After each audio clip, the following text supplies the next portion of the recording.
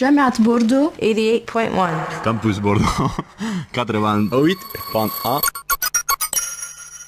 Bonsoir à toutes et à tous et bienvenue dans Histoire Sonore, votre rendez-vous bimensuel sur les ondes de Campus Bordeaux 88.1.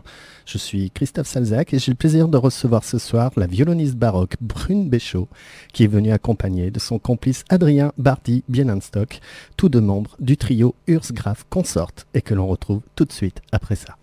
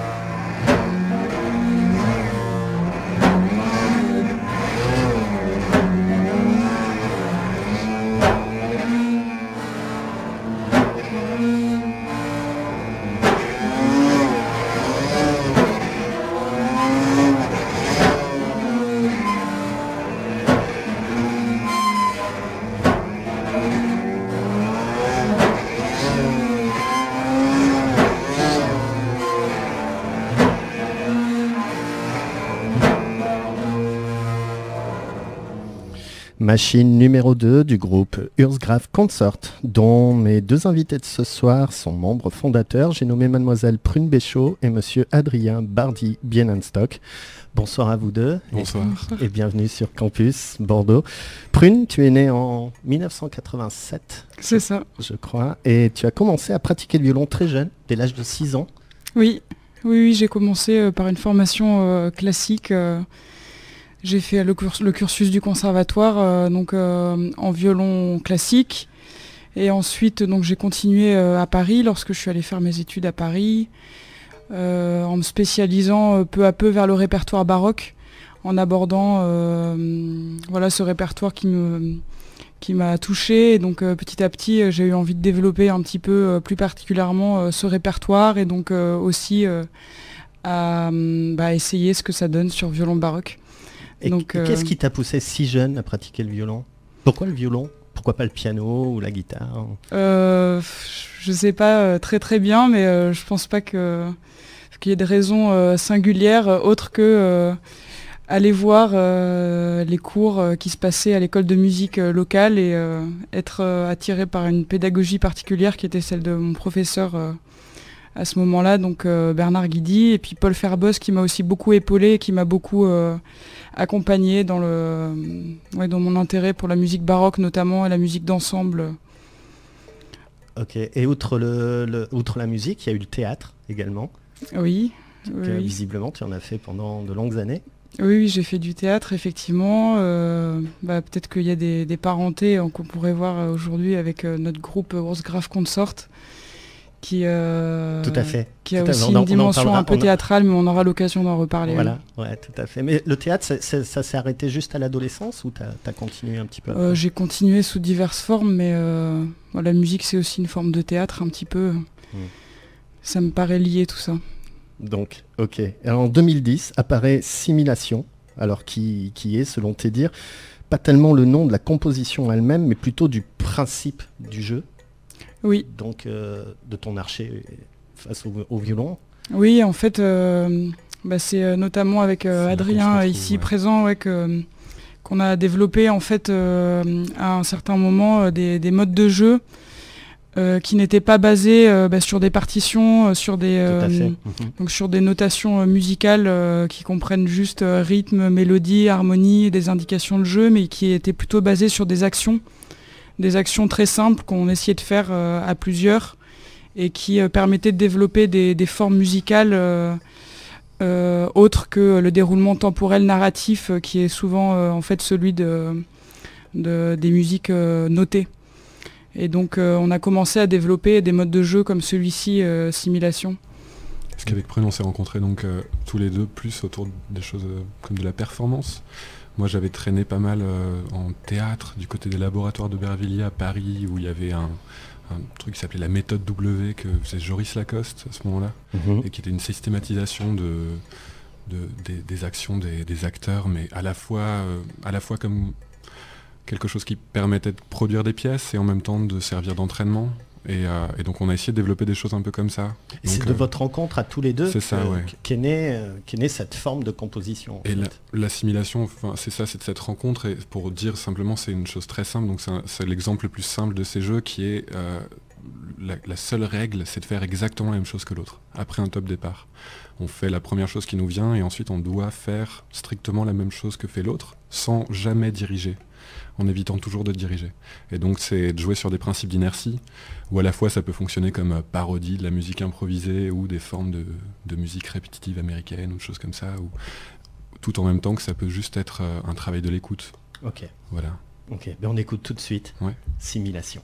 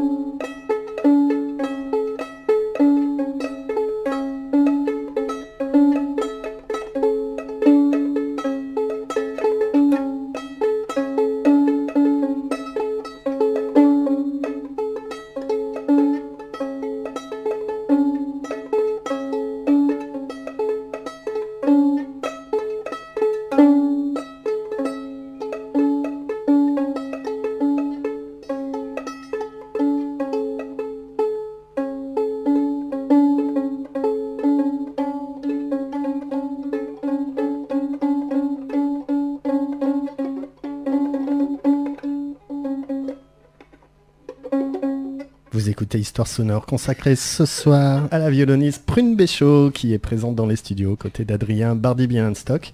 Alors au début des années 2010, vous êtes en compagnie de Florian Leprisé, c'est ça, et vous créez tous les trois alors un projet assez expérimental et assez compliqué à nommer aussi, vu qu'il s'agit de 3 tirés entre deux parenthèses. Alors si vous le voulez bien, pardon. Alors je vous propose d'en écouter d'abord un extrait et d'en parler tout de suite après.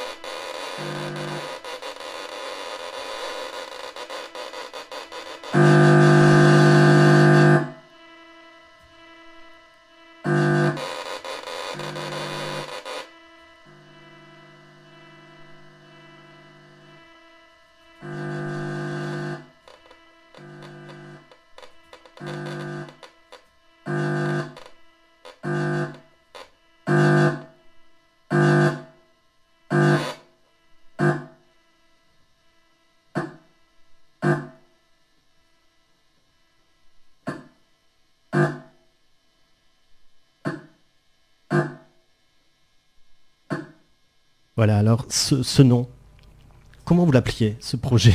Trio couché. Trio couché. Ouais, ça ou bien parenthèse, parenthèse. Oui, c'est un nom qui s'écrit. Ok, et c'était donc un premier projet commun où voilà, accompagné donc de Florian Leprisé. Et là, finalement, il y a un peu, on peut voir un peu un lien avec ce qu'on écoutait avant, les simulations, dans le sens où on est dans des modes d'action, en fait, des modes de jeu qui sont des actions, qui ont été inspirés notamment par l'écoute des joutes inuites. qui est basé sur un concept qui nous a beaucoup intéressé, qui est celui de Liluk, qui désigne en fait en inuit à la fois le partenaire et l'adversaire. C'est-à-dire donc qu'on a développé des formes musicales où la personne avec laquelle on joue est à la fois un partenaire et un adversaire. Et donc ce qu'on a pu entendre donc, dans l'assimilation qui est lié à un principe d'imitation, là, ce principe-là de Liluk, on pourrait un peu disons, faire une parenté plus par rapport à la question des volumes. Où en fait, là, il y a une grande disparité, le morceau qu'on vient d'écouter, oui, une grande disparité entre les instruments, où il y a des instruments qui sont très faibles, des instruments qui sont très forts. Et du coup, nous, on formulait ça en termes de strates, de stratigraphie. C'était un peu des modes de jeu qu'on a développés sur le principe des strates sonores et d'interaction entre différentes strates sonores. Donc là, il y avait une strate sonore qui était très faible, une strate sonore qui était très, très élevée. Et donc, on essayait très fort en termes de volume. Et on expérimentait différents types d'interactions entre ces deux strates. Après, basé sur des choses qui étaient toujours des actions continues, c'est-à-dire que c'était des consignes dans la durée, et pas du tout des consignes liées à une temporalité rythmée ou quelque chose comme ça. Et je pense qu'il y a cette chose-là de l'intérêt pour Liluk par rapport aux simulations, donc pas le morceau qu'on vient d'entendre mais celui d'avant, et pour le morceau qu'on vient d'entendre aussi qui est lié à tout ce qui peut être les musiques d'ordonnance ou les choses comme ça, les musiques militaires, enfin, des musiques qui ont des rôles fonctionnels et qui du coup travaillent beaucoup sur des systèmes d'appel où il y a ces disparités de volume, il y a ces disparités, et c'était un parenthèse, parenthèse, donc c'était quelque chose dans lequel on explorait beaucoup ça, la possibilité de la déstabilisation, de l'appel, et en même temps de jouer à faire, sur l'écoute, à faire apparaître et disparaître des strates jouées. Voilà. Ok. Adrien, peux-tu nous parler de ton parcours musical avant qu'il rejoigne celui de Prune? Avant qu'il rejoigne celui de Prune, c'était surtout un zonard et qui aimait bien la musique. J'ai beaucoup écouté de musique en fait, surtout, et avec Prune, que ce soit pour les simulations, ce qu'on entendait avant, donc on gérait plutôt tous les deux, de créer tout un tas de règles de jeu, et ce qu'on a fait avec Florian Leprisé, donc qui lui maintenant fait de la house, en fait on a commencé dans les deux cas à faire de la musique dans la rue, mais plutôt des choses de l'ordre de la musique improvisée, d'improvisation libre, mais dans la rue, avec une dimension aussi très performative du coup. Et tu es autodidacte, musicien autodidacte? Ouais, c'est Prune qui m'a appris la musique, on peut dire ça, ouais, en 8 ans de c'est Prune qui s'est payé les cours. C'est ça. Qui a eu tout le cursus scolaire. Et toi, tu t'es arrivé, tu t'es éclaté en fait. Le tard, ouais, voilà. C'est génial. Ouais. Et pourquoi avoir débuté avec un projet aussi expérimental? La question ne s'est pas posée vraiment de la sorte pour nous. Je pense que ce qui était un peu important pour nous quand on a commencé à faire ce projet, c'était de se détacher d'une fonction un peu narrative de la musique qui était liée à des critères justement harmoniques, mélodiques et rythmiques. Et donc on a cherché à développer d'autres modes d'interaction et d'expressivité de la musique qui seraient peut-être plus basés sur des rapports sensitifs. Ouais, l'émotion en fait. L'émotion ou oui, disons d'autres types de critères. D'autres types de critères que ceux de la mélodie et de l'harmonie et du rythme. C'est-à-dire que quand il y a ce rapport sensitif, par exemple, clairement dans des rapports de grande disparité de volume, parce qu'en gros, il y a cette forme de la compression, ça rend plus narratif, on entend vraiment des structures, tandis que sans compression, il y a quelque chose de presque épouvantable. Le son pourrait être trop fort à tout moment, il y a quelque chose comme ça qui peut être inquiétant, et ça ramène à une dimension sensible peut-être plus prégnante. Et je pense qu'une des raisons aussi pour lesquelles on a fait ça, c'est simplement que moi, je savais pas faire de musique. Et donc c'était plus simple de se retrouver et de pouvoir aussi faire du son ensemble sur des choses qui étaient plus liées à des actions que à de l'exécution musicale à proprement dite. Ouais. Voilà. Et du coup, l'intérêt de développer des processus, ça permettait de mettre en œuvre d'autres types de formes musicales. Et Florian Leprisé lui-même aussi était quelqu'un qui, lui était dans des écoles de jazz, donc il y avait aussi cette chose-là où lui il était du côté donc vraiment jazz, formation très classique jazz, le baroque et et la zone. Voilà. Donc il fallait trouver un moyen de s'entendre quoi. Donc ça a été et ça fonctionne à merveille. C'est bien amusé. On en écoute un second extrait, donc c'est initié par Brune Péchaud, Adrien Bardi-Bienenstock et Florian Leprisé.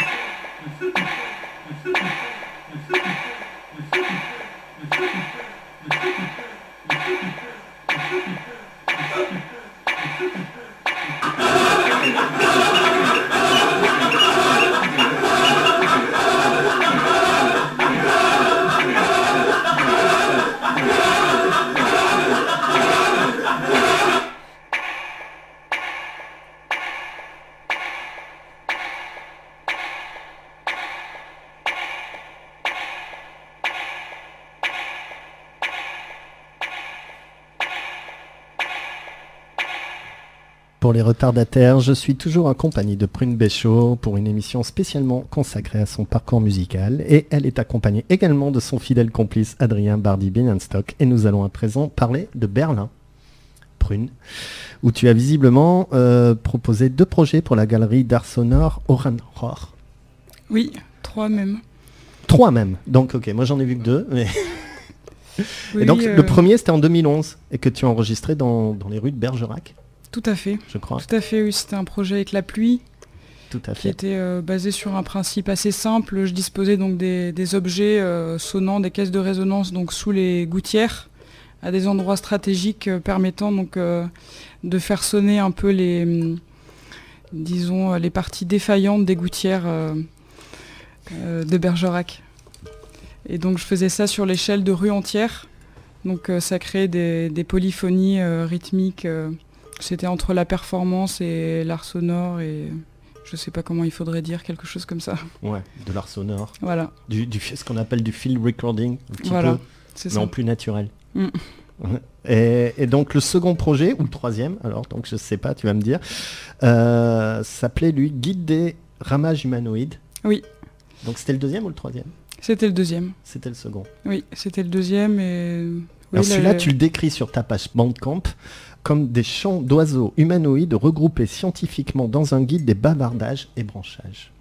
Oui. C'est très poétique.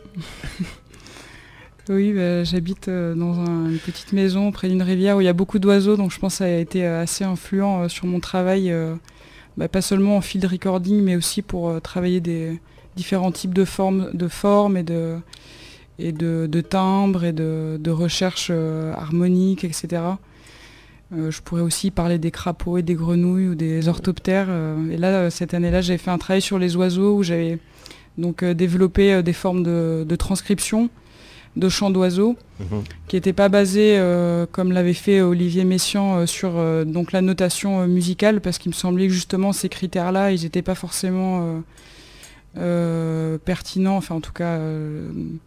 C'était très intéressant que Olivier Messiaen fasse ça, c'est pas du tout ce que je dis, mais moi j'ai essayé de l'aborder en fait sous un autre angle qui était donc celui des principes de reconnaissance et travailler sur des principes de similitude Donc de travailler sur des formes d'imitation des oiseaux, mais qui restent quand même des imitations humaines d'oiseaux. Ok, on va écouter ça. Et le troisième projet, donc, pour cette Le troisième galerie projet, c'était un projet donc inspiré donc, par les Cyniques, le mouvement de Grèce antique des Cyniques. Et donc j'avais présenté des dessins ainsi que des pièces sonores qui étaient essentiellement des enregistrements de crachats. Il y a peut-être juste ça, ce détail qui est sur un des suivis qu'il peut y avoir avec ces travaux-là que tu as fait, avec d'autres choses qu'on avait travaillé avant ensemble, c'est ce travail autour en gros, des compositions qui jouent sur la reconnaissance. Parce qu'on a entendu dès le premier morceau, mais c'est-à-dire à la fois reconnaître quels instruments sont joués, de jouer sur les volumes pour changer l'émotion, c'est-à-dire ce qu'on entendait dans le rire, où tout à coup le rire au départ est plutôt sympathique, et à la fin il y a une espèce de masse très angoissante. Et de jouer vraiment sur la façon qu'on a de pouvoir reconnaître les sons et les appréhender. Et je pense que ce truc-là des ramages humanoïdes, on peut dire aussi que c'était une question autour de la figuration en musique, et justement à quel moment on reconnaît quelque chose comme étant musical, produit par un instrument donné, ou produit par des oiseaux, ou référent à des oiseaux, comment tout ça s'articule. Et pareil en fait pour les rythmes sur les gouttières, de réussir à produire des rythmes et des polyrythmies qui aient une viabilité, en même temps que c'est complètement hasardeux et complètement... Voilà. Et pour ma part, je signale au passage que donc, les 2 premiers projets pour Orenrohr sont écoutables et téléchargeables sur la page Bandcamp de Prune. Voilà, on écoute tout de suite un court extrait du guide des ramages humanoïdes. Ça s'appelle Un rossignol Philomèle et c'est signé Prune Béchot.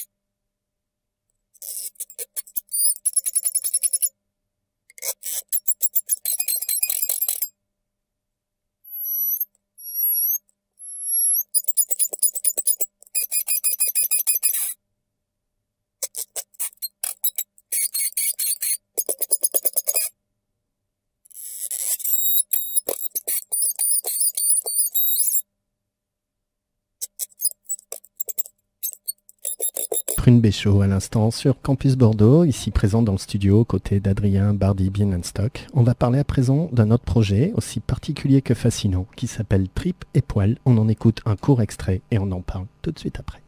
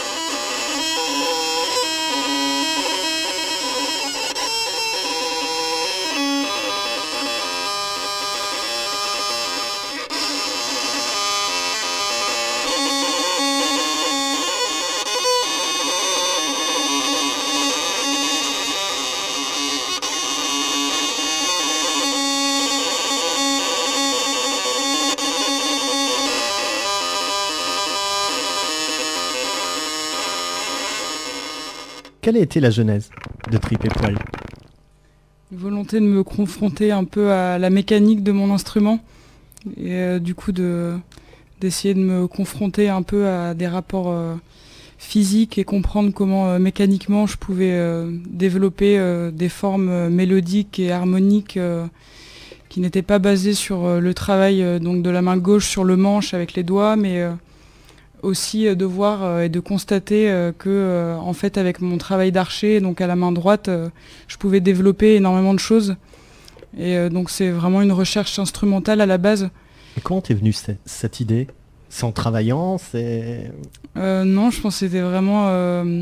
c'est en jouant, en cherchant à me détacher du rapport mélodique, rythmique et harmonique. Je pense que j'avais vraiment envie de développer d'autres types de formes et de voir comment je pouvais me confronter à mon instrument d'une autre manière que le frottement transversal qu'on m'a appris et de me rendre compte qu'en fait si je fais un mouvement oblique, ça va produire des sons inouïs qui me surprennent ou ça va créer des choses...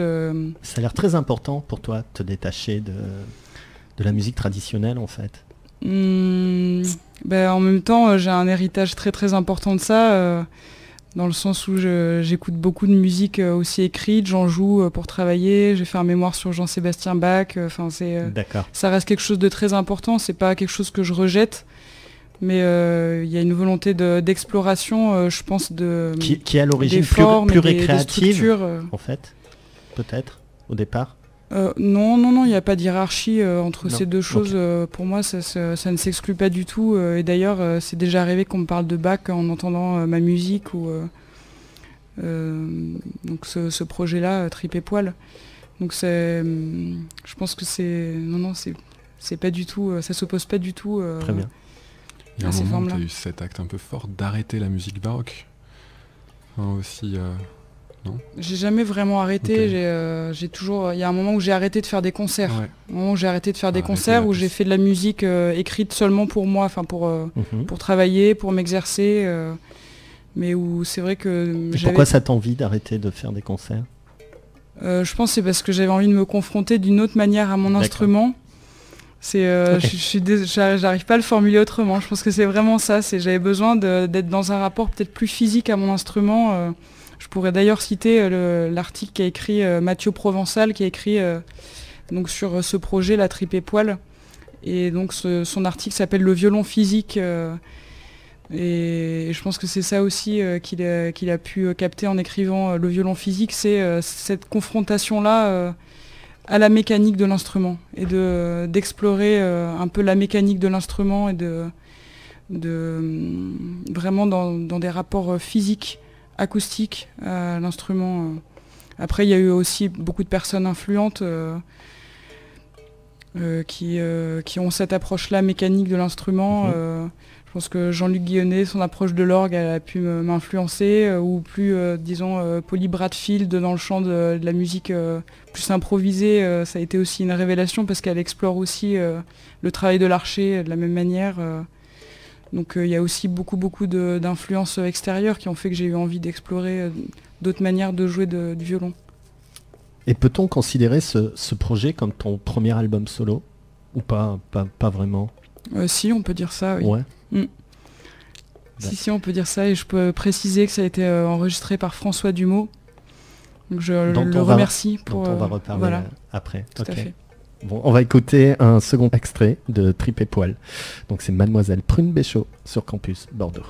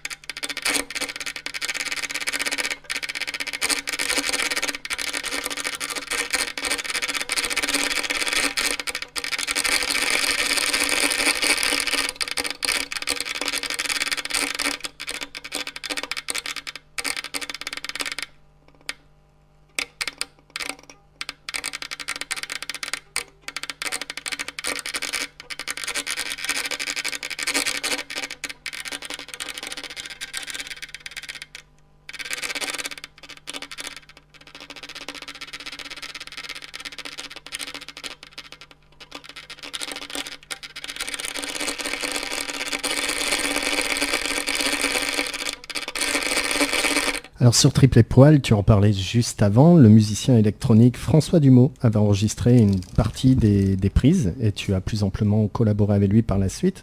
Comment vous êtes-vous rencontrés, François et toi? On s'est rencontrés par des amis en commun, enfin par mes voisins, plus exactement, par mon voisin Nébulo, qui était donc au conservatoire de musique à Bordeaux et qui a travaillé avec François. Tu as plein de voisins musiciens. Plein, non, je dirais pas plein, mais j'en ai quelques-uns et qui me sont chers. D'accord. Et donc vous avez travaillé comme ça naturellement, tous les deux? Oui, je pense qu'il a été intéressé par mon travail et du coup il m'a proposé d'enregistrer, ce qui était très généreux de sa part. Du coup j'ai été enregistré chez lui et ensuite on a travaillé ensemble, synthé modulaire et violon baroque.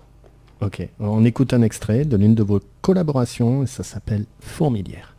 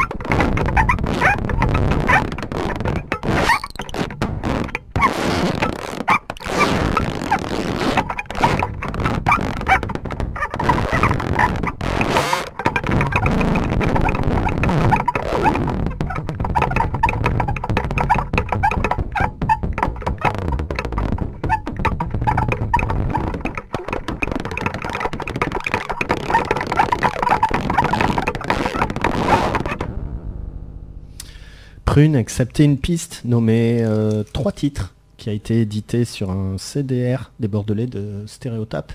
Oui, tout à fait. Existe-t-il un disque compilant les différents travaux avec François Dumont? Non, il faudrait qu'on fasse ça, on aimerait bien. Ce serait bien. Mais actuellement, non, il n'y a pas. Ok. Bon, moi qui vous ai vu en concert, tous les deux, François et toi, à l'Espace 29, lors d'une prestation sidérante. Peux-tu expliquer aux auditeurs alors comment vous composez ces expérimentations baroque, électro, comment on appelle ça? Enfin, il n'y a pas de nom, on va pas mettre une étiquette là-dessus, mais comment vous travaillez là-dessus? On avait un principe de jeu qui était assez simple, qui consistait à réduire au minimum des paramètres et donc de jouer sur un seul paramètre à la fois. D'accord. Et de voir comment on pouvait interagir tous les deux en choisissant un paramètre de notre instrument qui nous paraissait pouvoir interagir avec l'autre, que ce soit par un principe de ressemblance ou au contraire de dissemblance et de développer des formes ludiques à partir de ça. Finalement, c'est un peu dans la lignée encore des premiers jeux qu'on écoutait, des simulations, etc. C'est vrai, ça rejoint un peu ce travail-là. Ouais. Et donc c'est vraiment des modes de jeu.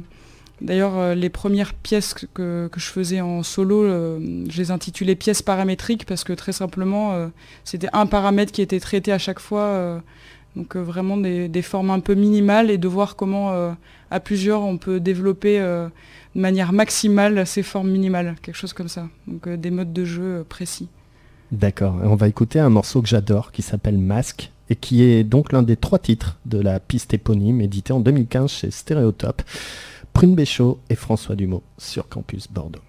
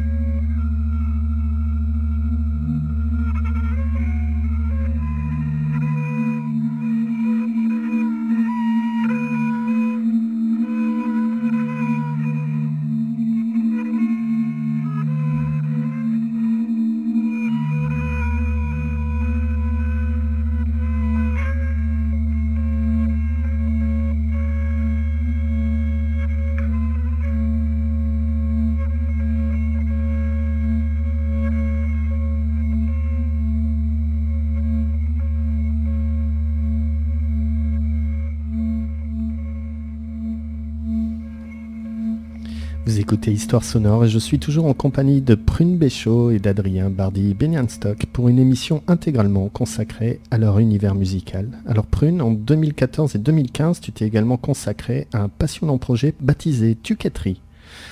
Alors peux-tu nous dire de quoi il en retournait, ce projet-là? Oui, là du coup donc, c'est des pièces que j'ai écrites pour violon et piano, donc sur partition.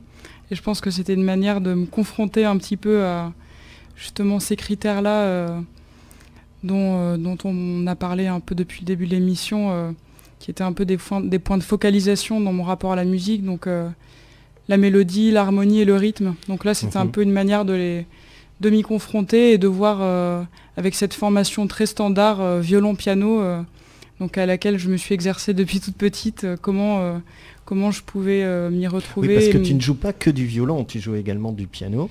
Oui. Plutôt bien même. Oui, j'ai appris toute seule. J'ai appris toute seule le piano. J'ai jamais pris de cours. D'accord. Mais donc là, ce projet effectivement est pour piano. Et donc là, j'étais au piano sur les enregistrements parce que aussi un des principes un peu de ces pièces, c'était de travailler sur des formes simples, donc qui puissent être jouées par des amateurs. Donc je pense que ça c'est quelque chose qui est très sensible dans mon rapport à la musique, c'est ce rapport à la professionnalisation et de voir aussi les enjeux que ça peut avoir. D'accord. Donc là, c'est des pièces écrites pour amateurs et qui sont influencées, enfin ça je m'en suis rendu compte en le faisant, par Satie, Stravinsky, vraiment un peu le tournant fin 19e, début 20e, Poulenc aussi, toute cette école-là. D'accord. C'est des recherches harmoniques et rythmiques. Ah, tu m'avais dit qu'il y avait Chaplin dans tes influences aussi. Ça m'a beaucoup étonné parce qu'il y a très peu de musiciens qui citent Chaplin. Oui, qui était pourtant un musicien de génie. En fait, c'est un auditeur qui m'a parlé de Charlie Chaplin et je pense que ça a résonné d'autant plus fort qu'effectivement, c'est un certain rapport ludique aux formes et une manière un peu D'accord, c'était pas une influence consciente en fait. J'ai regardé beaucoup de Chaplin, donc je pense c'est au fond. Voilà, c'est ça. Après, c'est vrai qu'en tant que compositeur, Chaplin, il n'est pas souvent mis en valeur. Mais moi, j'aime bien la musique de Chaplin, oui. Ok. L'intégralité de ce projet, Tuquetterie, reste totalement introuvable sur le net. C'est une volonté de ta part En fait, c'est parce que les enregistrements tels quels ne me conviennent pas. J'aimerais refaire des enregistrements c'est pas grave, on va en écouter avec quand des même. meilleurs micros et des meilleures conditions. Et à ce moment-là, j'aurais envie de les diffuser. Très bien. Et je pense que c'est aussi le rapport à YouTube qui reste problématique pour moi. Ok, mais pour bien comprendre ce travail, on va quand même en écouter un petit peu. Je propose d'ailleurs qu'on en écoute un premier extrait de ce projet, ça s'appelle Introduction en forme de jonque. Et c'est Prune Béchot sur le 88.1.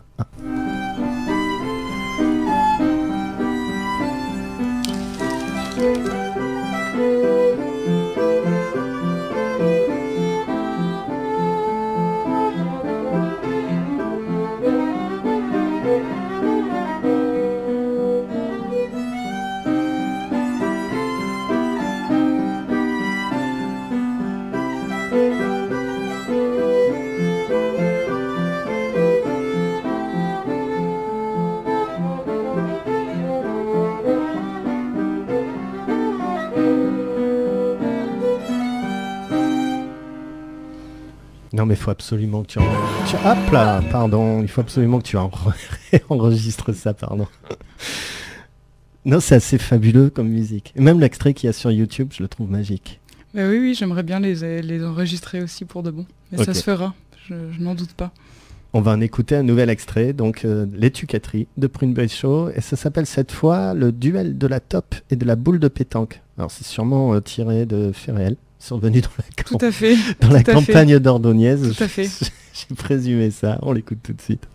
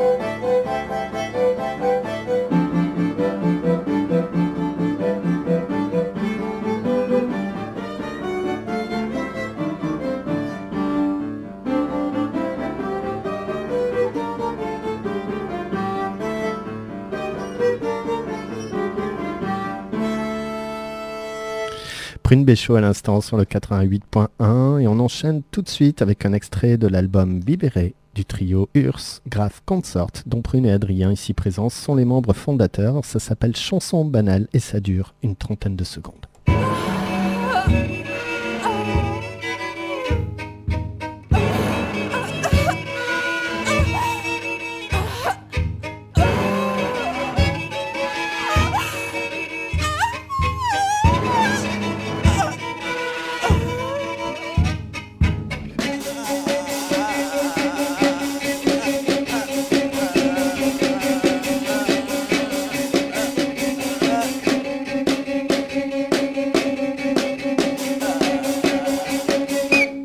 Qu'est-ce qui vous a poussé à créer le trio Urs Graf Consort? Alors, aux côtés de l'impressionnante vocaliste Gladys Le Cuf.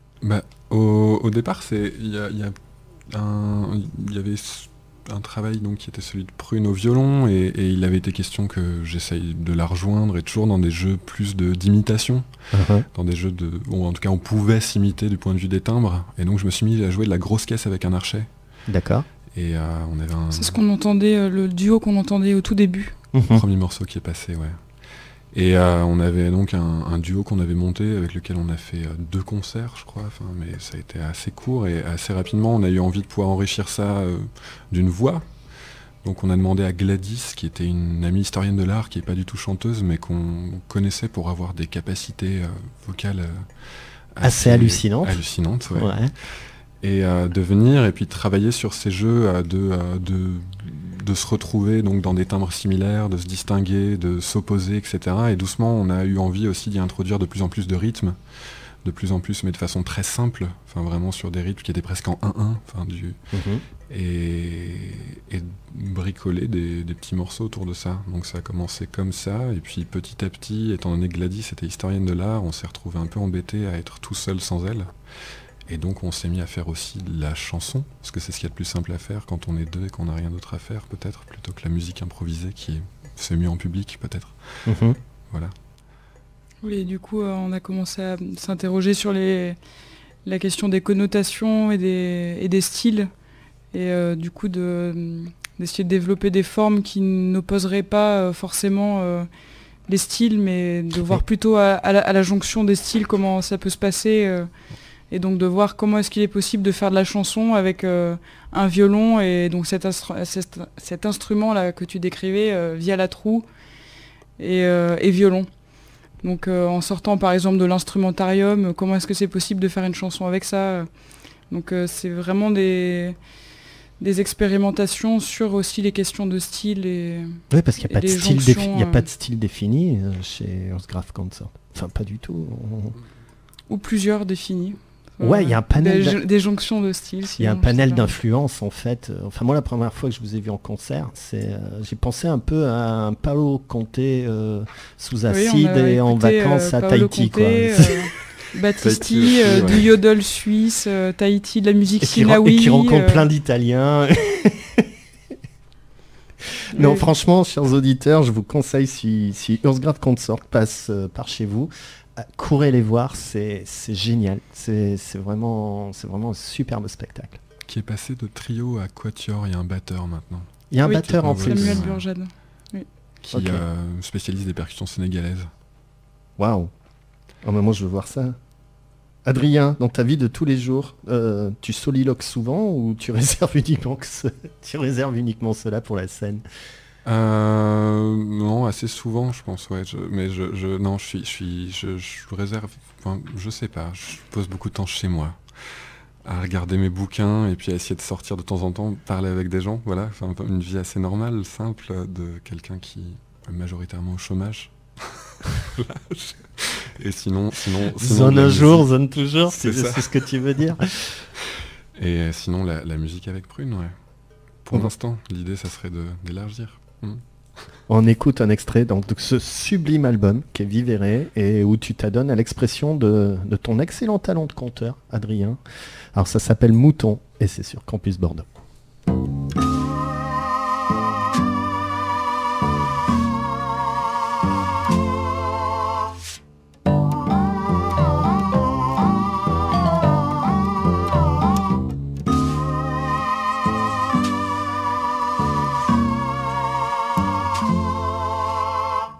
stanotte avrei voluto star con te, vicina, stagliato nei tuoi occhi e stranito sull'ottomana, staniando il mio buto e strapazzante dove sei, un altro po' di vino e la tua assenza struccherei. No, le tue ragioni non sono i miei pensieri affatticanti. No, non serve a niente cercare soluzioni a quest'ora. L'assessore non considera quella specie di pena che adesso è mia come una preoccupazione di linea degna di interesse, ma mi pare che solo la sfera politica sarebbe in misura di portare le mie preoccupazioni attuali alla loro dignità shakespeariana. Ho scritto che era successo così in Francia. Le tendenze omosessuali del marito di Brigitte a Roma, che per tanti anni ha lavorato come aiutante di comunicazione di potenti politici di destra, avevano spinto quest'ultimo a lanciare un movimento sociale anti-matrimonio gay. No, non serve a niente cercare soluzioni a quest'ora. No, le tue ragioni non sono i miei pensieri affaticanti. Agitarsi, calmarsi e cercar di dormire.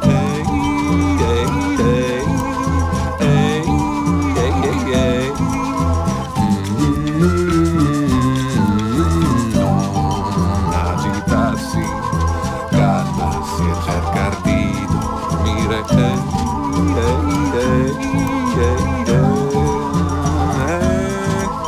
No, le tue ragioni non sono i miei pensieri affaticanti. No, non serve a niente cercare soluzioni a quest'ora.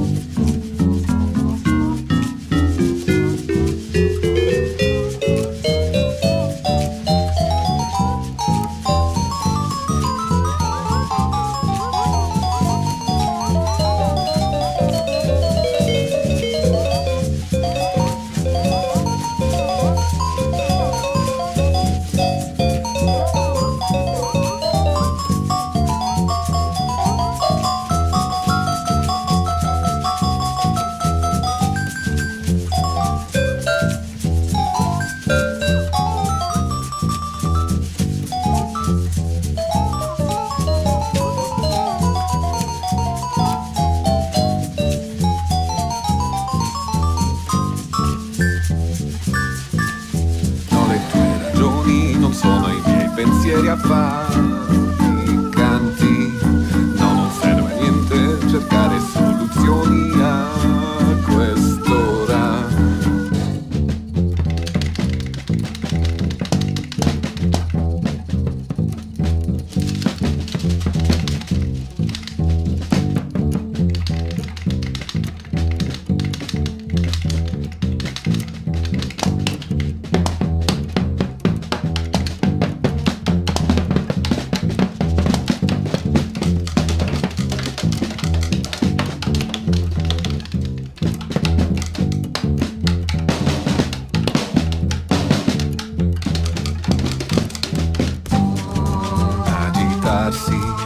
Calmarsi e cercar di dormire, non agitarsi, calmarsi e cercar di dormire.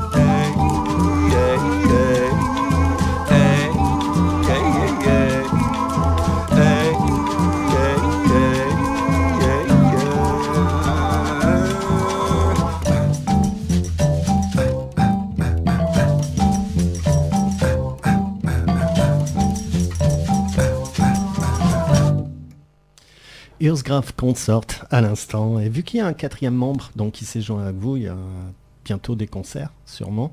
On revient de tourner. Donc il n'y aura pas de concert. Alors peut-être un nouvel album. Il y en a un si on joue le 8 décembre le 9 décembre à Nantes. C'est ça, ouais. C'est le 9 ? Le 9 décembre à Nantes, oui. Mais là, donc sur l'album, il n'y a pas Samuel Burja de percussion. Par contre, sur le morceau qu'on vient d'entendre, donc il y a Thomas Pujols qui a fait les percussions. Et on voulait aussi remercier Manuel Duval, oui, qui a fait les enregistrements sur cet album d'Urs Graf Consort. Merci Manu. Manuel Duval qui fait donc partie du membre du groupe. Oui, c'est ça. Qui est membre du groupe. De France Sauvage aussi. Et donc il y a la Grange Cavale enregistre. Et qui fait de la super musique. Ouais. Je suis très fan. Très joli festival aussi. Faudrait qu'on en parle un jour d'ailleurs. Est-ce qu'il pourrait venir, un de ces quatre? Ah oui, je pense, oui. Ok, bon, on verra ça. Bon, Prune, Adrien, écoutez, merci infiniment de vous être déplacés. Merci à vous pour depuis l'invitation. la Dordogne, parce que ça fait quand même une sacrée trotte. Mais merci, ça me fait vraiment plaisir. Et toute l'équipe de Campus Bordeaux donc se joint à moi pour vous souhaiter une excellente continuation dans tous vos projets. Merci beaucoup. Et vous revenez quand vous voulez. Merci. Avec ou sans Manuel. Et Manuel, il vient quand il veut aussi. Donc voilà, on se quitte avec un extrait du EP Barolo de Urs Graf Consort, édité l'été dernier. Alors, Histoire sonore revient dans 15 jours, même onde, pour une émission qui sera cette fois consacrée au parcours musical du mythique duo français Trisomie 21. Bonne fin de soirée à toutes et à tous, et merci toujours et encore pour votre précieuse fidélité. Histamine de Urs Graf Consort sur le 88.1.